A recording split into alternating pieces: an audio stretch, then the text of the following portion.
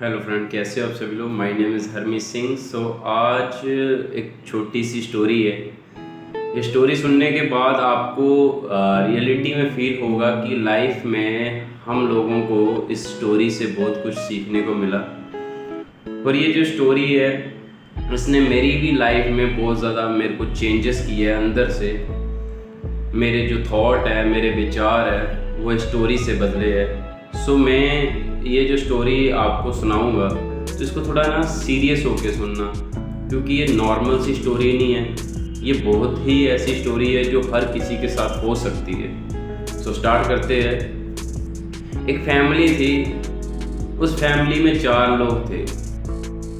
एक बाप था, एक बेटा था, एक बेटे की वाइफ थी और एक उसका बेटा था।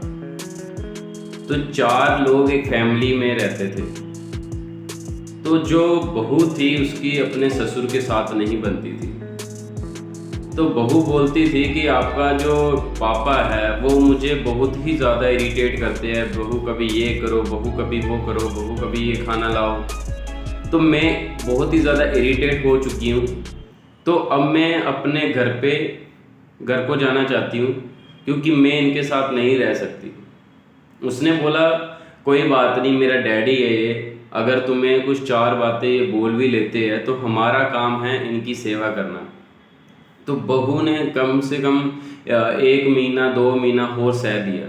उसके बाद एक दिन बहू ने बोला कि नहीं, मैं घर छोड़ के जा रही हूँ, या तो अपने पापा को घर से निकालो या मैं बैग पैक करके जा रही हूँ। तो उसने बोला कि नहीं नहीं, ऐसा नहीं करना चाहिए, ये मेरे डैडी है, इन्होंने मेरे को पाला है, इन्होंने मेरे को बड़ा किया है, इन्होंने मेरे को इस काबिल बनाया है, और तुम बोल रही हो कि इनको घर से निकाल लो। तो ऐसा नहीं करना।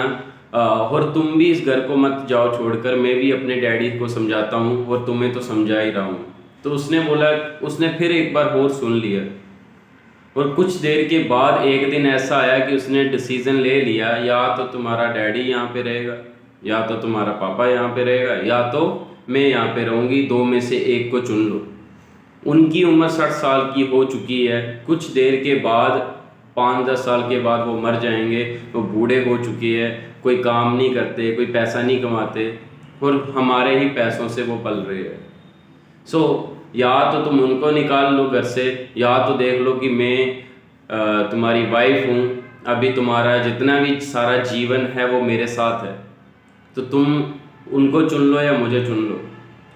तो उसने अपनी वाइफ को चुना और अपने पापा को लेकर गाड़ी में बिठाया। उनको बोला, आओ पापा, मैं तुम्हें कहीं ले जाता हूँ घुमाने के लिए। और ऐसी जगह ले गए जहाँ सारी जगह जंगल ही जंगल था। और वहाँ पे जंगल इतना गहरा था, जंगली जानवरों की आवाज़ें सुनाई दे रही थी, नदी का बहाव चल रहा था। तो वहाँ पर उसने अपने डैडी को बोला कि पापा, मैं आपसे तंग आ चुका हूँ, क्योंकि मेरी पत्नी बार बार मुझसे एक ही चीज़ पे लड़ती है, वो हो आप, और मैं आपको यहाँ पे छोड़ रहा हूँ। और आप एक काम कीजिए, आप या तो यहाँ जंगल से किसी और जगह चले जाइए या कुछ और कर लीजिए, बट दोबारा मुड़कर मेरे घर पे मत आना। तो उसने अपने बेटे को एक चीज़ बोली।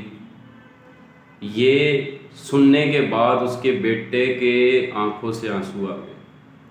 उसने अपने बेटे को बोला कि बेटा, यहाँ मत मुझे छोड़, यहाँ से कुछ दूर आगे मुझे छोड़ दे, आधा किलोमीटर आगे जंगल में मुझे छोड़ दे, क्योंकि 20 साल पहले मैंने अपने बाप को यहाँ पे छोड़ा था, और मुझे कुछ आगे छोड़ दे, क्योंकि 20 साल बाद तेरा ही बेटा तुझे यहाँ पे छोड़ेगा।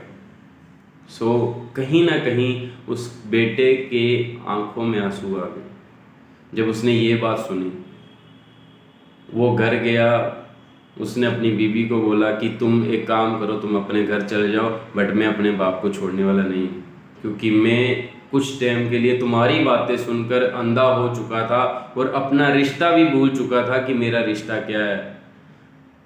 तो फ्रेंड, लाइफ में आपको बहुत सारी प्रॉब्लमें आएगी, बहुत सारी दिक्कतें आएगी। तो आप कभी डिसीज़न लेके अपनी फैमिली को छोड़ने का मत डिसीज़न लेना, क्योंकि फैमिली एक ऐसी चीज़ है जो एक बच्चा देखता है कि अपना जो बाप है वो अपने ऊपर वाले जो उसका फादर है उसको किस तरीके से ट्रीट कर रहा है, किस तरीके से उसके साथ लाइफ को स्पेंड कर रहा है, किस तरीके से क्या क्या कर रहा है। तो जैसा बाप करेगा वैसा ही बेटा करेगा। तो लाइफ में हमेशा ही अपने पेरेंट्स की रिस्पेक्ट कीजिए, हमेशा ही पेरेंट्स को सम्मान दीजिए, क्योंकि अगर आप वो काम आज कर रहे हो तो आने वाले टाइम पे वही काम आपका बेटा या आपकी बेटी कर सकते हैं। So thank you friend. अगर आपको ये स्टोरी अच्छी लगी हो तो आप इसको लोगों में शेयर कीजिए, अगर स्टोरी अच्छी लगी हो तो लाइक कीजिए, अगर फर्स्ट टाइम चैनल पे आए हो तो इसको सब्सक्राइब कीजिए। बाकी थैंक यू सो मच आप सभी लोगों को।